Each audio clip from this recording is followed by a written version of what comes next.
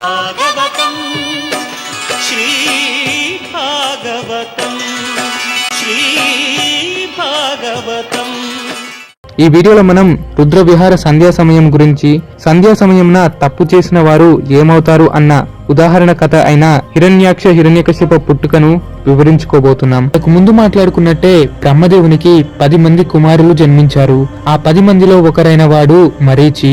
ఆ మరీచి యొక్క పుత్రుడే కశ్యపుడు. బ్రహ్మ బొటనవేలు నుంచి జన్మించిన దక్ష ప్రజాపతికి 60 మంది కుమార్తెలు ఉన్నారు. ఆ 60 మంది కుమార్తెలలో ఎంతో అందమైన మొదటి 13 కుమార్తెలు వారే అదితి, దితి, కళ, ధనయుస, ధను, సింహిక, క్రోధ, ప్రిత, విశ్వ, వినత, కపిల, ముని, కద్రువులు. వీరంతా ఒకేసారి దక్ష ప్రజాపతి వద్దకు వెళ్లారు. వారిని చూసిన వెంటనే దక్షుడికి విషయం అర్థమయ్యింది. మీరంతా ఎవరినో ప్రేమించారు, ఎవరినో వివాహం చేసుకోవాలనుకుంటున్నారు, చెప్పండి ఎవరు ఆయన అని అడిగాడు. దానికి ఆ 13 కుమార్తెలు, మేము మరీచి కుమారుడైన కశ్యపునికి వివాహం చేసుకోవాలనుకుంటున్నాము అని సమాధానమిచ్చారు. కశ్యపుడు గొప్ప అందగాడు, దానికి సందేహం లేదు. కాని 13 కుమార్తెలు ఒకే భర్తను ఎంచుకుంటే సవతిపోరు ఉంటుంది కదా, దానికి మీలో మీరు గొడవ పడతారేమో అని దక్షుడన్నాడు. దానికి ఆ కుమార్తెలు, లేదు తండ్రి, మేమంతా ఈ సవతిపోరు లేకుండా కలిసిమెలిసి ఉంటాము అని చెప్పారు. అలా 13 కుమార్తెలను వివాహమాడడానికి కశ్యపుడు కూడా ఒప్పుకున్నాడు. అలా ఆ 13 దక్ష కుమార్తెలు మరీచి కుమారుడైన కశ్యపునికి వివాహమాడతారు. కశ్యపుడు తన 13 భార్యలను ఎల్లప్పుడూ సరిసమానంగానే చూసేవాడు. అలా ఆ 13 దక్షుని కుమార్తెలలో పెద్ద కూతురైన అదితికి దేవతలు జన్మించారు. మూడవ కుమార్తె అయిన వినుతకి గరుత్మంతుడు, అరుణుడు జన్మించారు. ఆ గరుత్మంతుడే విష్ణువుకు వాహనమయ్యాడు. ఆ అరుణుడే సూర్యునికి రథసారథి అయ్యాడు. నాగమాత అయిన సురష అను కుమార్తెకు నాగులు పుట్టుకొచ్చారు. కద్రువుకు తక్షకుడు, వాసుకి, శేషుడు అంటూ మొత్తం 1000 మంది పాములు జన్మించారు. ఇంకా శ్రేయకు గుడ్లగూబలు, గ్రద్దలు, తేగలు వంటివి జన్మించాయి. ఇలా కశ్యపుడి భార్యలందరికీ సంతానము కలిగింది. కాని ఒక్క దితికి తప్ప. ఓ రోజు ఇదే విషయంపై దితి ఆలోచించసాగింది. అదేమిటి, మేము 13 అక్కా చెల్లెళ్ళము ఒకేసారి కశ్యపునికి వివాహం ఆడాము కదా, ఆయనేమో అందరికీ సంతానము కలిగించి నాకు మాత్రం ఏ కుమారుడిని ప్రసాదించలేదెందుకు? ఆయన భార్యలలో అదితి తర్వాత నేనే పెద్దదానినైనా నాకు సంతానము కలగలేదు, కానీ నాకన్నా చిన్నవారు నా చెల్లెళ్ళందరికీ పిల్లలు పుట్టారు. ఇది అసలు ఏ కారణంతో జరిగింది అంటూ ఎంతో ఆలోచించసాగింది. ఆ ఆలోచనతోనే దితికి కామ కోరికలు మొదలయ్యాయి. సరిగ్గా సూర్యుడు అస్తమించక అరగంట ముందు దితి కశ్యపుని వద్దకు వెళ్ళింది. ఆయనను నమస్కరిస్తూ, ఏవండి, మీకు పక్షవాతం ఏమీ లేదు కదా అని అడిగింది. అయ్యో, అంత మాట అన్నావేంటి? అందరినీ సరిసమానంగానే చూస్తున్నాను కదా అని కశ్యపుడు అన్నాడు. దానికి దితి, స్వామి, మీ భార్యలలో అందరికీ సంతానము కలిగింది, కానీ నాకు మాత్రం ఇంకా పిల్లలు లేరు. నాకన్నా చిన్నవారైన నా చెల్లెళ్లకు కూడా సంతానం కలిగింది. ఇప్పుడేమో నా శరీరమంతా కామంతో నిండిపోయింది. నాకు కూడా ఒక పుత్రుడిని ప్రసాదించు అని కోరింది. దానికి కశ్యపుడు, నీవు కోరిన దాంట్లో తప్పులేదు. నిజానికి ఆ భగవంతుడు ఈ సృష్టి ముందుకు నడపడానికే కదా భార్య అను దేవతను ప్రసాదించేది. భార్య లేకుండా ఈ జగత్తే ఉండదు. అసలు సంతానముకు మూల కారణమే భార్య. అటువంటి భార్య రుణాన్ని తీర్చుకోవడానికి నేను నీవేమి కోరినా ఇవ్వడానికి సిద్ధంగా ఉన్నాను. పైగా నీవు నిజంగా దేవతా స్వరూపానివి. నేను నీ భర్తను కనుక నీ కోరికను తీర్చడమే నా ధర్మం. కానీ నీవందుకోసమై కొంతసేపు వేచి ఉండాలి. ఎందుకంటే ఇది సంధ్యా సమయం. ఇది అసురుల సంధ్యా సమయము, ఈశ్వరుని రుద్ర విహార సంధ్యా సమయము. ఈ సమయములో రాక్షసులు తిరుగుతారు. ఆ నారాయణుడి ప్రీతిపాత్రుడైన రుద్రుడు తన 3వ కంటిని తెరిచి తిరుగుతుంటాడు. పంచభూతాలను విహరిస్తూ భూమండలమంతా తన వృషభ వాహనంపై తిరుగుతుంటాడు. ఆయన శ్మశానాలలో ఉండడానికే ఇష్టపడుతుంటాడు. దేవలోకములో ఉన్న శ్మశానమైన రుద్రలోకములోనే తిరుగుతుంటాడు. అలా ఆ రుద్రలోకంలో ఉన్న శ్మశానాల బూడిద ఆయన యొక్క జుట్టును చెరుపెక్కిస్తుంటుంది. ఎర్రని జడ కలిగి ఒళ్లంతా బూడిదను పోసుకొని వైరాగ్యాన్ని పొందుతాడు. సకల లోకాన్ని సృష్టించిన వాడు, అందరికీ వరములిచ్చేవాడు, భక్తికి తల వంచేవాడు. అందరికీ ఐశ్వర్యములిచ్చే ఆయన మాత్రము కటిక దరిద్రము వలె పులి చర్మం ధరించి మెడలో పాము వేసుకుని ఒంటి నిండా బూడిదతో సామాన్యుని వలె తిరుగుతాడు. ఆయన వైరాగ్య సంపన్నుడు. ఆయన దయతోనే ఇంతమంది భార్యలను పోషిస్తున్నాను. ఆయన దయతోనే ఇంతమంది పిల్లలు నాకు జన్మించారు.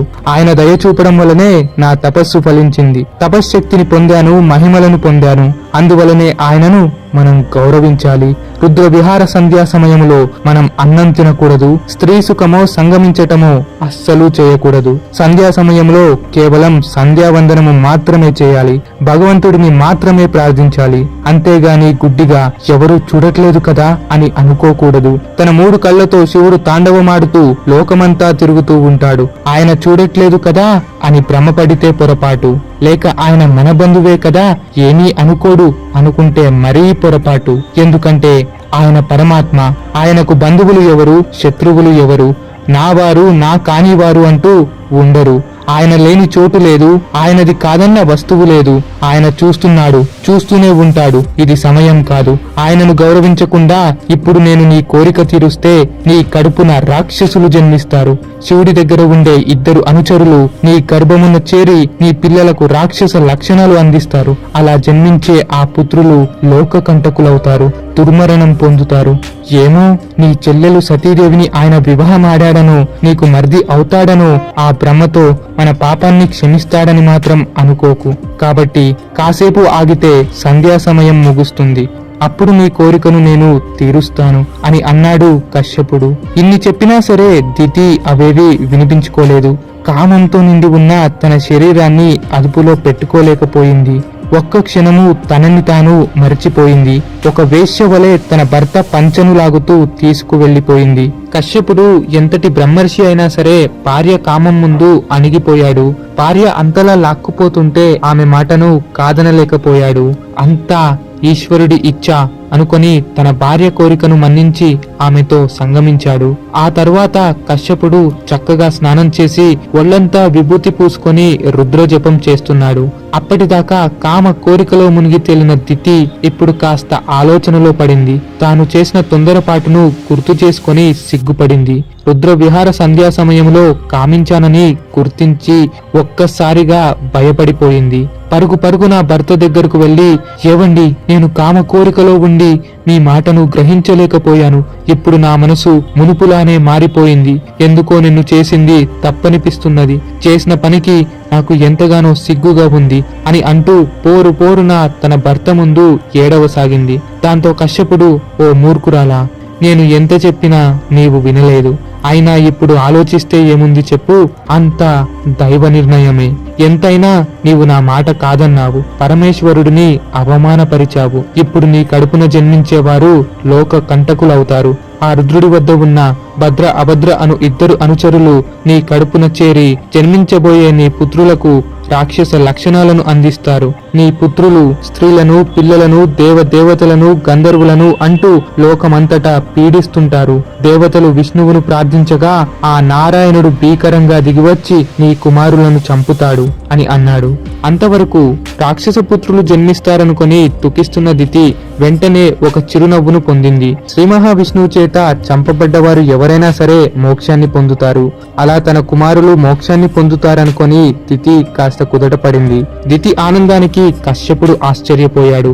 విషయం ఏంటా అని అడిగాడు. దానికి దితి, ఏవండి, నా కుమారులు రాక్షసులైనా సరే వారు నారాయణుడి చేతుల్లో మరణాన్ని పొందుతారు. ఆ విష్ణువు చేత చంపబడిన వారు, విష్ణువును చూసి మరణించిన వారు తప్పక మోక్షం పొందుతారు. కాబట్టి నా మనసు ఇప్పుడు కాస్త కుదుటపడింది అని అంటుంది. దాంతో కశ్యపుడు, సరే, ఇప్పుడు నీవు జ్ఞానంతో ఆలోచించావు. నీకు విష్ణు భక్తి కలిగింది కాబట్టి నీకో వరాన్ని ప్రసాదిస్తున్నాను. నీకు పుట్టబోయే 2 కుమారులలో ఒక కుమారునికి 4 కుమారులు జన్మిస్తారు. వారే ప్రహ్లాదుడు, అనుహ్లాదుడు, హ్లాదుడు, వికలాహుతుడు.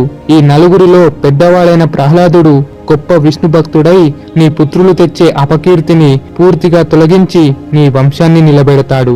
అలా ఆ వంశములో జన్మించేవారు ఎక్కువగా భాగవతోత్తములే అవుతారు అని అన్నాడు. దానికి దితి ఎంతో సంతోషించింది. ఆ తర్వాత దితి గర్భం ధరించింది. పుట్టబోయేవాడు తొందరగానే పోతాడేమో అన్న భయముతో కడుపులోనే 100 ఏళ్లు తన కుమారులను మోసింది వారి తల్లి తితి. అలా 100 ఏళ్ల వరకు తితి గర్భం ధరించటముతో అందులో నుంచి ఎంతో గొప్ప తేజస్సు వస్తుంది. వందలాది సూర్యుల తేజస్సుతో ఆ గర్భ శిశువులు వెలిగిపోతున్నారు. ఆ దెబ్బకి దేవతల కాంతి కూడా తగ్గిపోయింది. ఒక్కసారిగా దేవతలు దిగ్భ్రాంతి చెందారు. బ్రహ్మదేవుని వద్దకు పరుగులు తీశారు. ఓ బ్రహ్మదేవా, మేము దేవతలము. మా కాంతి ముందు ఎంతటి అంధకారమైనా సరే వెలుగులోకి వస్తుంది. అటువంటిది మా కాంతి ఎలా తగ్గిపోయింది? దితి గర్భం నుండి అంతటి తేజస్సు ఎందుకు వస్తుంది? మాకెందుకో భయంగా ఉన్నది. ఋషులు కూడా దిగ్భ్రాంతి చెందుతున్నారు. అసలు ఆ గర్భము అంతలా వెలిగిపోవడానికి కారణమేమిటి అని ఆ దేవతలు అడిగారు. అయితే దానికి బ్రహ్మదేవుడు ఏం సమాధానం ఇచ్చాడు, తర్వాతి కథ ఏంటి అనేది నెక్స్ట్ వీడియోలో తెలుసుకుందాం. ముందు వచ్చే ఎపిసోడ్స్ కోసం ముందుగానే సబ్స్క్రైబ్ చేసి రెడీగా ఉండండి. మరో వీడియోతో కలుద్దాం. See you soon again.